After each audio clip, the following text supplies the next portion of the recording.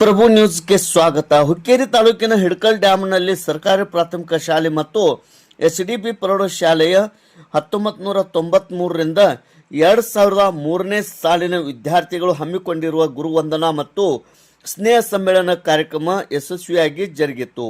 SDP ಪ್ರೌಢಶಾಲೆಯ ಮುಖ್ಯ ಶಿಕ್ಷಕ ಶ್ರೀ BR ಸರಣೋಭತ್ ಕಾರ್ಯಕ್ರಮದ ಅಧ್ಯಕ್ಷತೆಯನ್ನು ವಹಿಸಿದ್ದರು.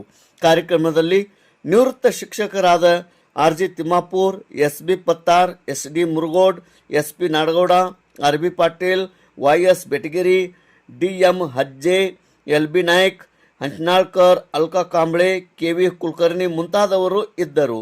ಲಕ್ಷ್ಮೀ ನೇಸರ್ಗಿ ಸ್ವಾಗತಿಸಿದರು. ವಿಠ್ಠಲ್ ಬುಕನಟ್ಟಿ ಅಲ್ತಾಫ್ ಕಾರ್ಯಕ್ರಮ ನಡೆಸಿಕೊಟ್ಟರು.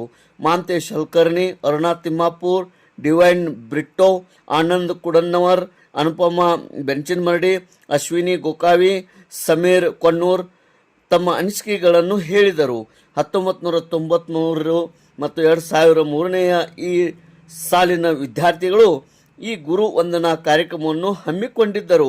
1993ರಿಂದ 2003ರವರೆಗೆ ಕಲಿತಂಥ ವಿದ್ಯಾರ್ಥಿನಿಯರು ಈ ಒಂದು ಗುರುವಂದನಾ ಮತ್ತು ಸನ್ಮಾನ ಕಾರ್ಯಕ್ರಮದಲ್ಲಿ ಪಾಲ್ಗೊಂಡಿದ್ದರು. ತೇಜ್ ಪ್ರಭು ನ್ಯೂಸ್, ಹಿಡಕಲ್ ಡ್ಯಾಮ್.